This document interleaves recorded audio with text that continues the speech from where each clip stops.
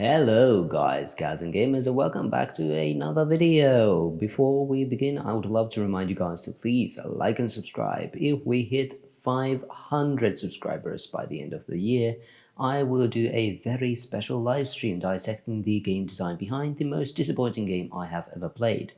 Also, remember to comment down something below. I really want to start a discussion with my videos. That said, let's get on to the actual topic of this video. And today we are going to be talking about this tweet. EA tweeted out a bit more than a week ago. Sorry, I'm late. I was on vacation. They basically tweeted out, she's a 10, but she only enjoys playing single-player games or something like that. I do not remember the tweet by heart, but you'll be seeing it on screen. Basically, what this means is that they tried to do a funny take on the she's a 10 meme, which is a meme saying basically she's a 10, saying that someone you know is perfect, but then they have like a big flaw. And basically saying she's a 10 but only enjoys single player games is kind of trying to say that single player games are somehow a bad thing, which of course they are not. So a lot of people did not like this tweet. People who play EA games and people in the gaming industry just do not really appreciate this take. It is a very bad take. But I kind of wanted to dig deep on this and figure out why some companies like EA, maybe like Niantic, Activision, take your pick. Why some of them seem to kind of avoid single player experiences and why multiplayer games just are more important to them, and do they like hate single player games?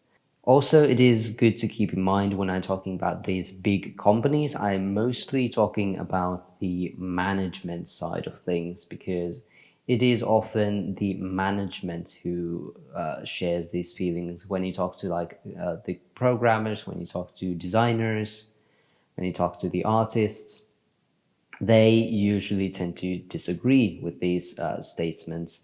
And it's not like every company and every studio in that company shares these feelings. It's just like a general perception that people might have about these companies, that they do not like single player games.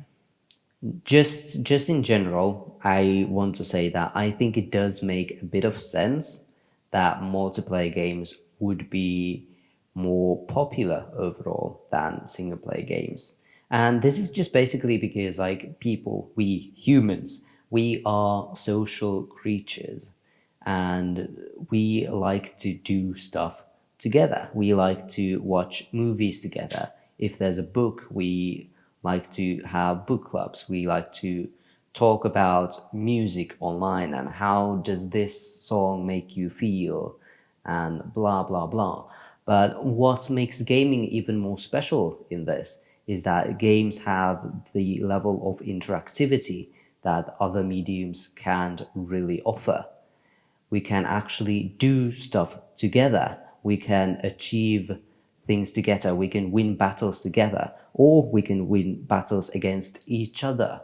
But there is like this level of achievement we actually do. And when we are doing that with other people, it becomes even more rewarding because you know that there's actually other people involved and you are actually better than them at something, or maybe you did something cool with your friend and it was a special moment. And then there's also the fact that just like, of course, multiplayer games are getting more and more prevalent because of just technology and basically also how we understand games in general it has evolved.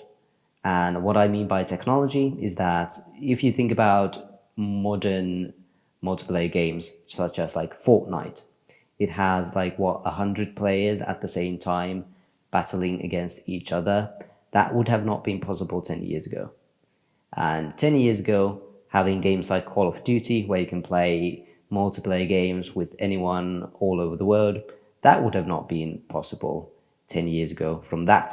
So technology is evolving rapidly, and as we are getting new technology available for the consumer, we are getting new gaming experiences. Also, our understanding of games has evolved, and this is basically having internet only games, having games be kind of a service model and not just a thing you buy. And this like service model, free to play games or just like live service games, they have just exploded in popularity, especially with the companies. They do love making their live service games. More on that a bit later. And it's just like our understanding of what a game can be has changed, and we can do a lot more with that. So it makes sense that multiplayer games have kind of grown up on that. Also, I do think that multiplayer games are a bit more popular, I think, with like the mainstream casual audience. They are a fun pastime. You play Fortnite with your classmates, you play Mario Kart with your adult friends, you play We Dare with your loved one.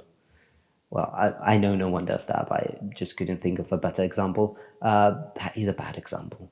But yeah, now after saying all of this, let's get more into the horrible business side of these companies. And the basic thing here is that you could describe the love for multiplayer in basic terms like, hey, it just makes more money, or it's a less of a risk. And risk is a big thing when you are a big company trying to like decide what kind of a game to make next. Because of course, if you make a game, you want to make a lot of money with it. And the risk of breaking it even or getting enough money to cover for the budget, or going vastly over it, is much higher when it comes to like single player experiences, because single player experiences are basically you make a product, you sell a product, someone buys that product, and that's it. But multiplayer games, they are a bit different because you play them continuously.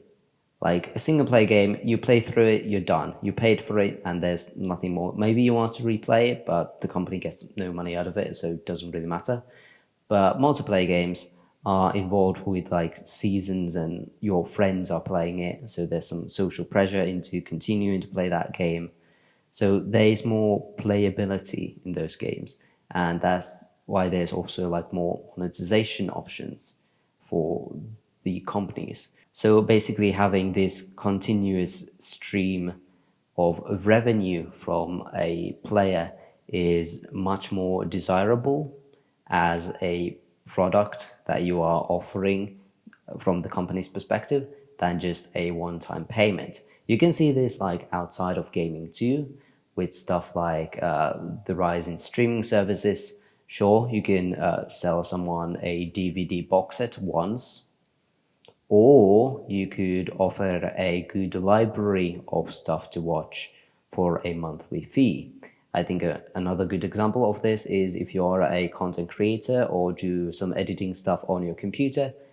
Adobe Photoshop is basically, you used to get Adobe Photoshop by just paying an amount. Like it was a big amount, but you could just pay it and then you would have it forever. But nowadays, it is to a subscription service. You pay a monthly fee to Adobe, which is again way too much. Adobe, I do not like you. But it's just like more beneficial from the company's perspective. Is it more beneficial to anyone else? No, especially like creative types, they just pirate Adobe's software because I think at this point it is morally just. But but yeah, it's making more money for these companies to have like kind of a service, and multiplayer games are easier to turn into that service because you play them and play them and play them instead of playing through a story and then stopping. There's also, I mentioned also like this social thing about games. And if you are socially involved with a game, you get more attached. and you want to play it more and more. If you have friends playing the game, if you are making friends playing that game, it is much more likely that you will actually return to that game and be wanting to pay for something. It's just, I get it, but at the same time, when I'm describing it, it sounds a bit scummy. Yeah, I do get that. Then I also wanted to mention that there are plenty of like trends that revolve around having a multiplayer platform. Now, these trends, some of them are a bit fads, some of them are things that came and still exist to this day. And basically, trends like online multiplayer, big in like 2000, mid 2000s, when we first got online multiplayer, that became like a huge thing for games. And that was like when the original Xbox, I think PlayStation 1 or 2 was at that point, Halo became like huge hits, and people wanted more experiences like that. Hey, I can play against my friends without going to their apartment. Hey, I can talk to random people even though I shouldn't on the Xbox Live service. So that was a golden time for online play. And while things were still being kind of figured out, how to do this, how to do that, that became like this massive part of what games could be. Then a bit later, there was this big shooter boom because games like Halo, Call of Duty, Battlefield, those became like huge successes, especially like Call of Duty from Call of Duty 4 onwards became like this must-have game for people. And we just spent our time just playing against each other online. It was a magnificent time. But then every company wanted to make the next big shooter. There were loads of shooter games. They were flooding the market. I've never been a big shooter guy, so I didn't like this time when I was playing video games. I was just like, give me a Nintendo, I'll play like Super Smash Bros. Brawl. And a bit more modernly, we have had stuff like Battle Royales, which I explained earlier, Fortnite having 100 players playing against each other at the same time. That is like really magnificent from just a technological level, and we could not have had that like 10 years ago. And we got a big trendy battle royales. Everyone's making battle royales, even Nintendo making like Super Mario 35, Tetris 99. Then we have like Fortnite, PUBG, even some like Fall Guys, it's a battle royale. And we got a big boom of those. And now looking into the future, a lot of people have been talking about metaverses, which I think is a very silly term. It's a very silly trend. And metaverse is basically just a social gaming platform, which some companies that have nothing to do with gaming are trying to do, which I think is incredibly dumb at this point, but sure, go for it. But those kind of experiences and evolving in technology is what is bringing us like new multiplayer experiences. And when these things are being talked about a lot, companies get interested in because, hey, it is something new, we could get in on this and it could make us a lot of money, basically. So yeah, I hope you enjoyed this video. Basically, if you want a short summary, some game companies seem to not like single player games just because multiplayer is just a more beneficial option for them to make. And making single player games is always a risk. If it doesn't plan out well, then what do you do? While multiplayer games, if you are doing especially like live service, you might stumble at first, but that can be like an evergreen source of revenue for your company, and that is always what companies like doing. And then there's of course like a lot of modern trends we see are focused on multiplayer. A lot of companies hop on these in the search for a lot of money. So basically why companies don't like single player games is that there can be a lot less money involved, or the chance of getting money is a lot, riskier. Hope you enjoyed this. Hopefully some of this made sense to you. I know I get a bit rambly with my videos because I do not have a script. I just have like a bunch of notes down there. That's why I keep looking down there. I have nothing else to say here. So I would just hope you comment something below and I will answer you. And I will just see you guys next time. Bye bye.